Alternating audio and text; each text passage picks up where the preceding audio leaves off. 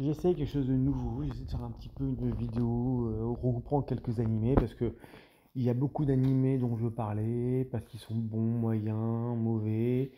Il y en a quand même qui peuvent se regrouper.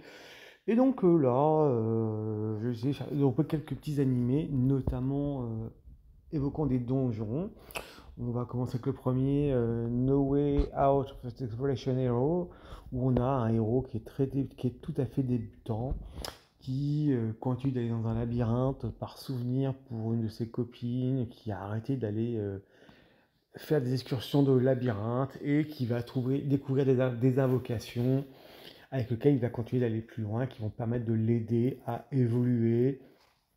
Voilà un petit peu le topo. On est sur du grand classique, hein, très très classique. On est limite sur un animé, j'aurais tendance à dire de débutant, donc peut-être un des...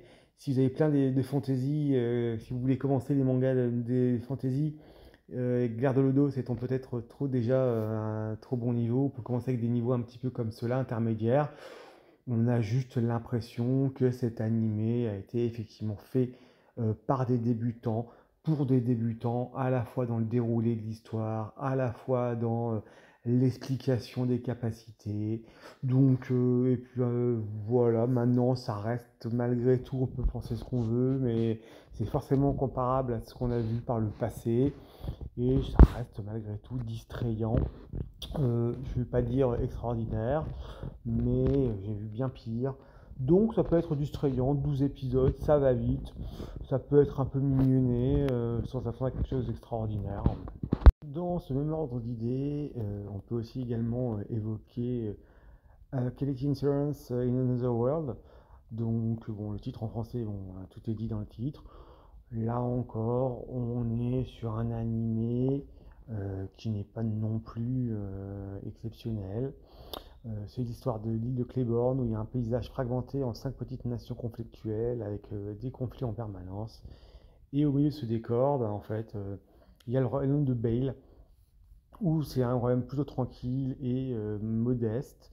Et il y a la petite fille qui s'appelle Nicolas qui est dedans.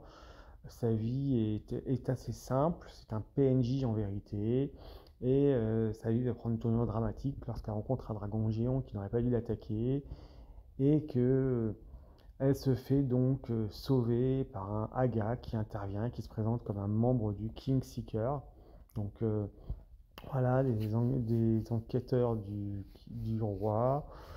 Du coup, on va se retrouver avec une surprise avec Nicolas qui est un PNJ qui va ressusciter, il n'y a pas de spoil à le faire, et qui va donc sortir de son existence paisible et pas dire morne mais tranquille, et qui est prise d'un désir d'aventure. Et en fait, Aga, qui est donc qui est qui est dans l'inconnu et qui décide d'aller un petit peu ensemble à l'aventure. Donc classique animé d'équipe qui va un petit peu faire la quête, sachant qu'en vérité, on découvre que Aga est un bêta-testeur du jeu qui se retrouve coincé dans le jeu et qui doit juste remonter l'ensemble des bugs du jeu. Donc, et pour une raison qu'il ignore, cela fait un petit moment que tous les testeurs, il n'y en a aucun qui arrive à sortir du jeu et il doit noter tous les bugs. Voilà, donc tous les deux, on fait un petit peu d'aventure, un petit peu d'action. Voilà, on va être sur un animé relativement classique. Et ça va être, on va dire, moi la patte graphique, j'ai un peu de mal. Le personnage, je le trouve pas non plus fameux, mais on va dire que sur 12 épisodes, là encore, c'est pas non plus mauvais. C'est toujours pareil, toujours relativisé par rapport à ce qu'on a pu voir. J'ai vu bien pire. Donc là encore, ça peut passer, voilà, sans être exceptionnel et sans s'attendre à quelque chose de génial. Voilà également ce qu'on peut dire là-dessus. À présent, on va arriver à l'anime peut-être le plus what the fuck de cette liste, avec The Hidden Dungeon Only I Can Enter. The Hidden Dungeon, le donjon caché où je suis le seul à pouvoir entrer. On est sur un animé, alors Eshi, plutôt marrant. Faut partir du principe que c'est du Eshi. faut partir du principe qu'on a pas un peu d'humour, donc ça tend pas à quelque chose d'extraordinaire, hein. C'est le but même de la démarche de ce type d'animé. L'idée est que notre héros, qui est très très faible, parce que suite à un problème où il perd son poste, qu'il est piqué par un ogre, bah, en l'occurrence, il va tout simplement, puisqu'il y a une classe, il y a différentes classes dans ce monde-là, il va découvrir un donjon dans lequel il va découvrir donc une ancienne héroïne surpuissante qui va le former et notamment lui donner sa technique principale qui est que pour récupérer des PV et donc de fait des compétences, il doit de toute façon assouvir ses désirs. Donc on va avoir du Eshi, donc ça va être du désir charnel, ça va être manger, ça va être des choses comme ça. Alors moi, pour le coup, moi ça m'a pas fait, moi ça me fait franchement marrer. Déjà, j'ai pas été forcément très choqué parce que les scènes sont pas forcément choquantes. On n'est pas sur quelque chose de très high level, hein.